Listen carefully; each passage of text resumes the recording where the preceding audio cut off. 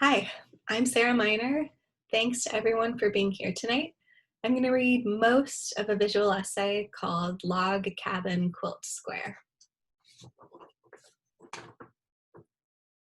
1. Professor Wendell Arneson taught painting for 37 years and told his students to work quickly, to save all the scraps, to walk 20 feet back from an easel, have a quick look, a blink, and keep going. Wendell made everyone paint with knives and putty scrapers and iridescent paper, and showed them how to find the color a canvas was missing in the accidents along the edges of their palettes. When he danced in the studio in Minnesota, he kept his eyes closed and the exhaust fans on and lifted two peace signs alternately. He wore red or black.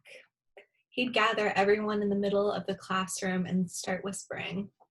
Then he'd pin down a scrap of canvas with one hand and start scraping at it with his wet brush in the other. Go fast, he'd urge. Try overlapping this with that. If the composition seems unbalanced, cut it in half. Then you have two. Then try this. And his students would huddle in, craning their necks over shoulders, glancing side-eye. Yada, yada, yada, he'd trail off. Then he'd make a wide O with his mouth, hook a finger behind his cheek, and pluck it like a starting gun. Wendell began every class with a shelter assignment. Make a painting, he said, then make a shelter somewhere inside it.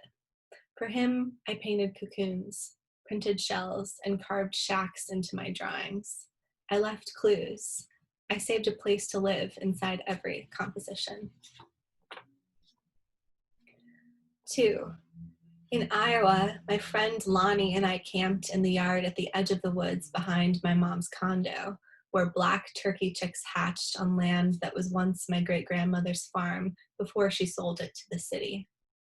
We pitched a tent and pasted the ceiling with heartthrobs, men whose pecs and chins I recognized but whose names I never knew.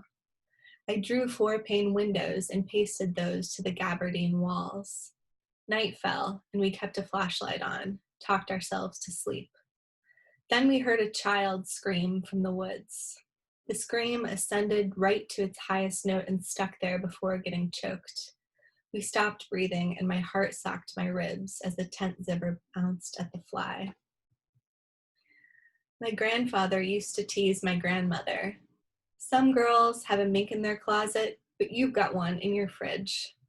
He met my grandmother at the University of Iowa and sold his books a week before finals to buy her a ring. They were hardback law books he'd paid for with trapping money from catching mink and fox during the summer on his mother's land out past the city. It's a rabbit, I whispered to Lonnie in the tent. Rabbits scream like a human when they're caught. Lonnie stared at me with big eyes and said, after a minute, what caught it? Then we crawled single file from the tent to the house. 3. In a log cabin quilt pattern, the diminishing lengths of patches produce the optical illusion that half of the sections recede in space or overlap on the shoulders of others, the way my father first taught me to lay branches for a campfire. We alternated 1-inch sticks and wove these with brittle twigs, filled the open center with brush. Like Lincoln logs, when stacked correctly, the pieces of a log cabin protect a cooking fire no prairie wind can spread. In this way, log cabin quilts describe how a home is a focal point. Home is a flame surrounded. The chattel house, or log cabin, is a structure that dates back to the Bronze Age. It's a design that lasted not because it was permanent, but because it was easy for people on the move to disassemble and carry with them. The most common version of the log cabin quilt design is known as barn raising pattern, which includes a variation called pinwheel, a name that reminds me how log cabins of all types suggest a clockwise turn, a cycle of rebuilding. 4.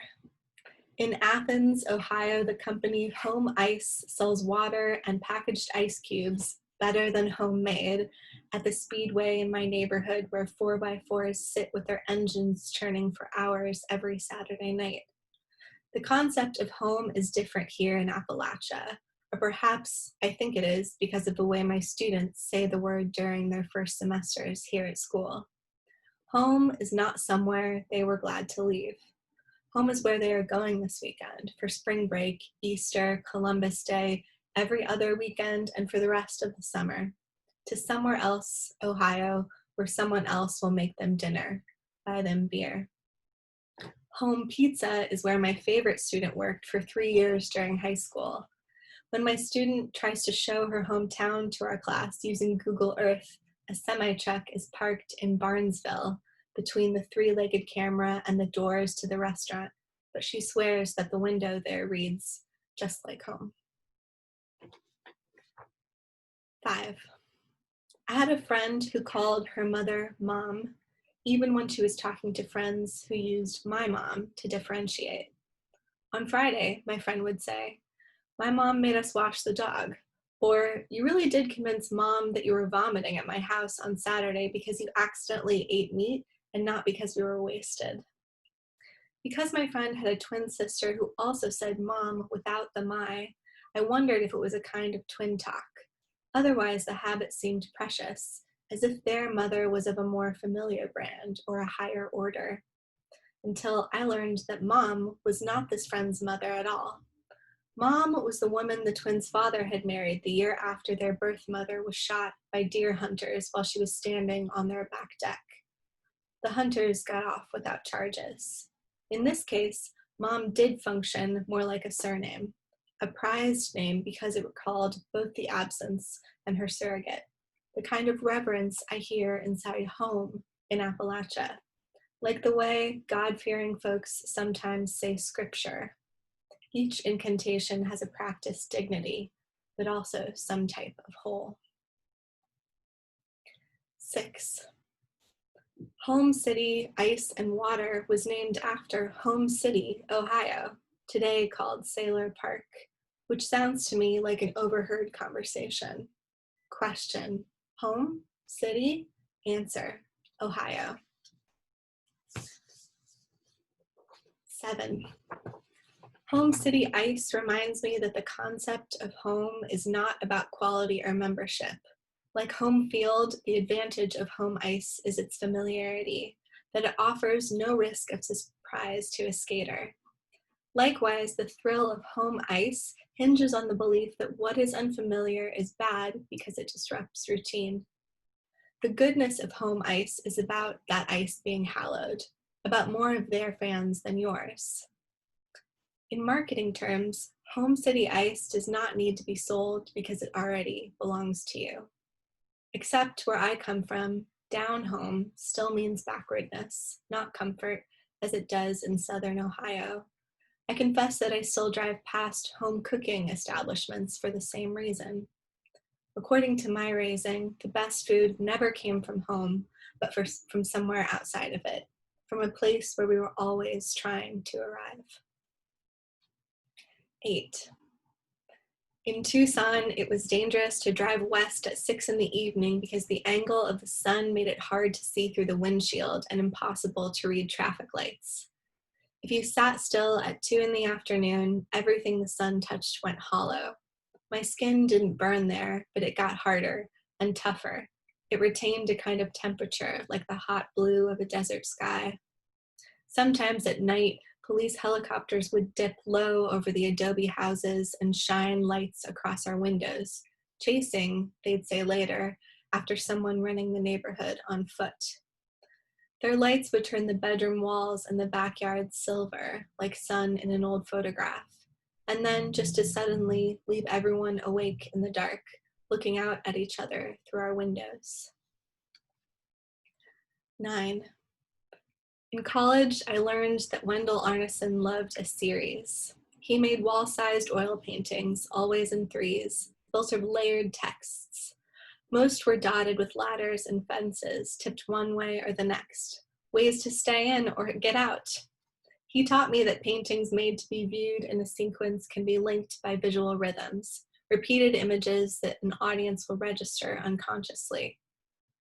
"See this pentagon here?" he told me. "You keep making it the same way, but if you hide it somewhere in each painting, change the scale and your materials, Then the viewer will know the canvases are linked, even if they don't really know. They'll know something, at least, about a home. 10.